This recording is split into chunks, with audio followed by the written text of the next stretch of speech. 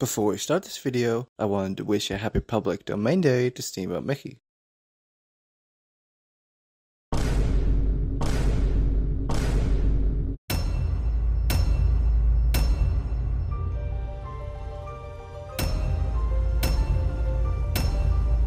Not that you asked, but if you had, I'd have told you that 48 seconds of Disney logos were too freaking many seconds, even back in 1991. No, we didn't ask. So why are companies displaying who made the movie a bad thing? Yep, we're sending the special edition of this movie, which leads me to question, what the hell was wrong with the original version that made it not special enough for me as a kid? I feel like my whole youth is in question here. Well, the special editions of movies typically include extra scenes, updated animations, and more. Are they needed for this film? Probably not, but they do have more bonus stuff for us to enjoy. Then again, remember this? McClunky.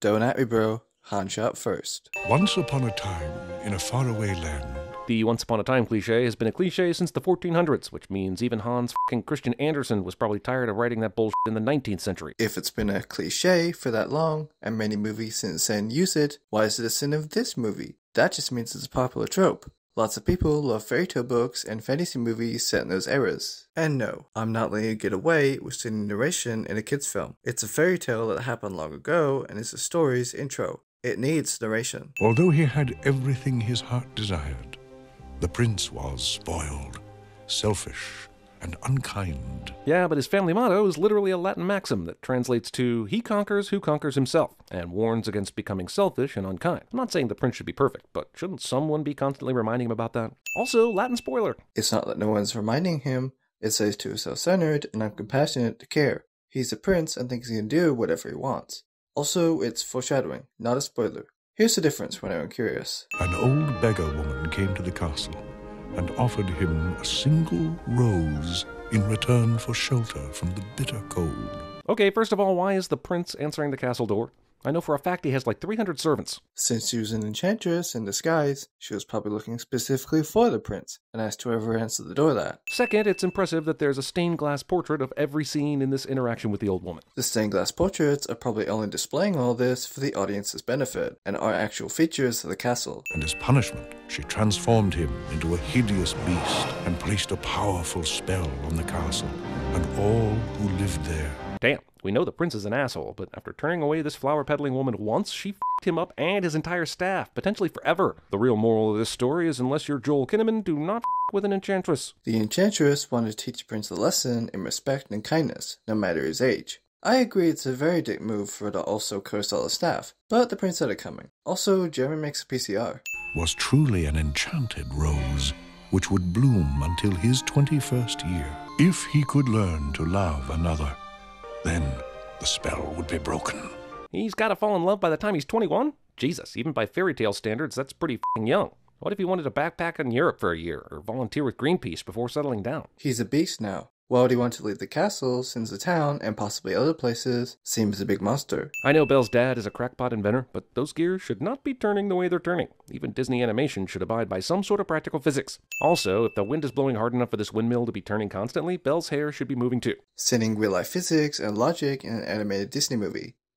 Wait, didn't we go over this in my Everything Wrong with CinemaSins Enchanted video? Geez, I don't know what Belle's complaining so much about. This town has a farmer's market that would make a hipster cream in his pants. She's lived there her whole life, and most likely visited all the shops many times before. She wants adventure, something new, and not to be seen as strange or an outcast. Plus, ew. Sure, most of them are busy singing, but someone should really tell Belle she's about to walk out of the movie into a Monet painting. If she's still somewhat aware of her surroundings here, how would she simply walk into a Monet painting even if this was one? Disney continues its tradition of mostly sentient but still not quite talking horses. Jeremy explains what's happening on screen cliche. Also, how would Fleet speaking make it a better movie? He's already expressive enough. How far out does the Enchantress's curse go from the castle? Is this also cursed land? And did she consult the town records to make sure she stayed within the property lines? I'm here to tell you right now, we don't care.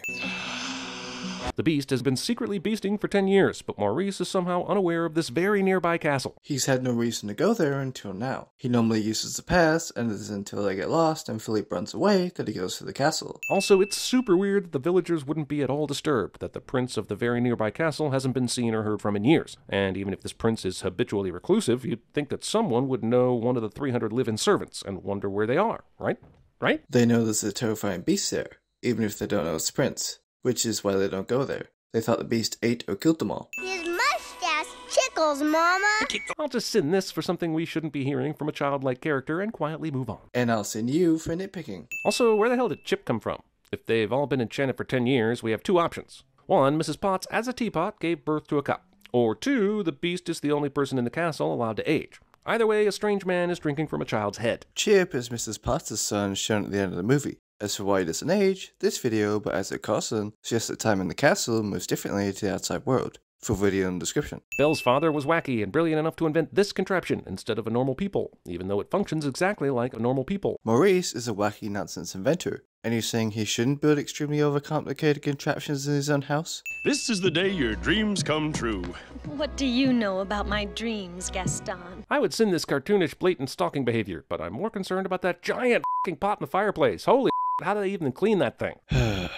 See Sin 15. I want adventure in the great white somewhere. This is clearly what Belle wants, but is later happy to be sequestered in a palace with the prince. True, but she also wants acceptance, and to not be seen as an outsider by others, especially the townsfolk. The Beast and his staff see her true self after all these years, once she warms up to them. I want you to leave this place. Who's done this to you? No time to explain. Actually, there's just enough time to say a big enchanted beast man did this to me, and that's why you need to leave. In the next shot, we can see that the Beast cut right up to them, so no, there was no time to explain. I use antlers in all of my decorating. Gaston's got an impressive array of heads of wild boars, elk, and a f***ing bear. So why did he go to the trouble of mounting a f***ing rabbit and an owl? Those are smaller and less flashy catches compared to the others. Why not show them off too? We'll help you out. Oh!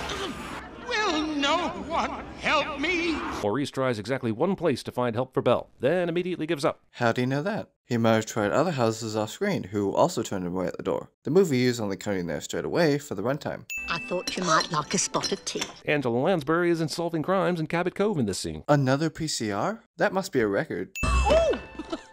Careful! The sentient wardrobe has been in the room the entire time, watching Belle cry, but cheerfully announces herself here. Isn't that creepier than, like, just clearing your throat while she's bawling her eyes out? She's trying to calm Belle down because she's crying. That's not creepy. Notice the cheerful voice she uses? The sugar bowl and creamer don't have faces. Were they inanimate objects that were enchanted to life? Or maybe humans that died while they were objects and are now stuck in a hellish purgatory of porcelain servitude? Many of the enchanted objects don't have faces, such as the dog-sized footstool, the chariot, the dishes, etc. And you haven't complained about them. That was a very brave thing you did, my dear. We all think so. I can buy that Mrs. Potts has heard the gossip about Belle's bargain for her dad, but how the hell did the wardrobe find out about it, since she's been stuck in the bedroom this whole time? Mrs. Potts and the others must have told her, or she overheard someone else talking about it nearby. We'll be human again by midnight. Oh, it's not that easy, Lumiere. These things take time. Yeah, like 2 to 3 days at most. That's what she's saying. So, Jeremy agrees with the film cliche? Also, see Sin 16. If she doesn't eat with me, then she doesn't eat at all. After being spurned at the dinner table, Beast decides to give Belle a good old-fashioned code red. Jeremy explains what's happening on screen cliche.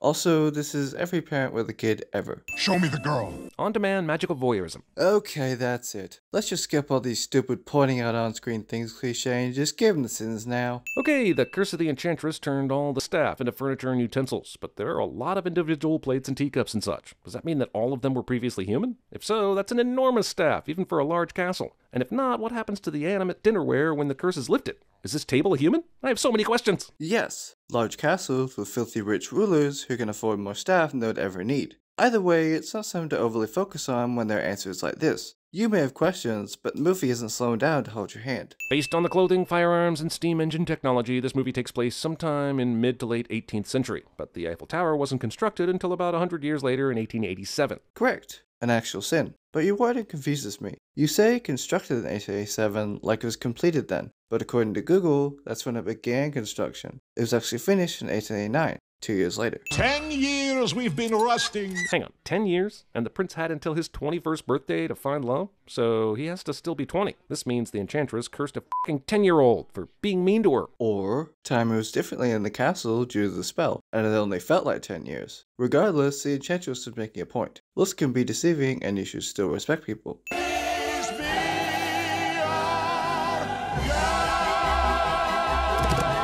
This song is just one of the greatest Disney musical numbers of all time. I'm smiling so widely I must remove 3 sins. Thank you. Finally, you remove sins for something you like. Out of respect, so will I. Although this song is responsible for Disney World's annoying ad campaign that's constantly run over the following several decades, so I'll add one back. Hey, sinners gotta sin, yo. Well, that didn't last long. And for disrespecting both the song and all of us, I award you 4 whole sins. Oh, I couldn't possibly go to bed now. Especially considering she's had like 3 bites from that entire f***ing meal. 3 bites that you've seen, Jeremy. Do you need a full live stream of her eating during and after the song? I don't care how fantastically animated your fantastically animated movie is, Disney. There is no f***ing way Belle's able to get Beast up on that horse by herself. That sounds like Jeremy sins something he likes. So, as you said, sin is gotta sin, yo. Also, it is possible. Horses can lie down. I've never felt this way about anyone. Okay, Belle got to the castle yesterday to rescue Maurice, had dinner, attempted escape, got rescued, and bandaged old Beastie last night. So Beast has literally fallen in love in less than 24 hours. Sounds more like lust or infatuation to me. And the Rose should disallow this bullshit. It's playing on the trope of love at first sight, and falling in love so fast fits into that. And it's a magical rose, so you don't know what it does and doesn't allow. Also, Jeremy says something weird and sexual cliche. Also, I guess it's helpful that the first female to show up at his cursed castle in 10 years is the hottest girl in the village, am I right? Yes, otherwise the plot wouldn't have happened. Also, that's Locust. Also, Jeremy says something weird and sexual again. I can't believe it. I've never seen so many books in all my life. Yeah, but I hope you're not interested in anything on the top few rows, since those are f***ing impossible to reach. Not impossible, as many libraries have ladders with wheels on them. Like this one shown at the start of the film at the bookstore. There may be something there that wasn't there before. What's there, Mama? I'll tell you when you're older. But couldn't Mrs. Potts just tell Chip they may be falling in love? I don't think you have to be of a certain age to be able to handle that information, unless she's insinuating that they might bone later tonight, which I guess is an alarming possibility. According to many parents and guides, you don't have those kind of talks with kids of that age until they're a bit older at least. They just laugh at it or call it gross anyway. When I'm human again, only human again. The special edition of movie includes a song that's a little more Human League than they may have intended. Do I need to say this one again? Tale as old as time. Damn, Angela Lansbury does a terrible Celine Dion impression. Damn, dissing Angela Lansbury and Celine Dion in the same sentence? That's worth these many sins. Also, what about this story is as old as time?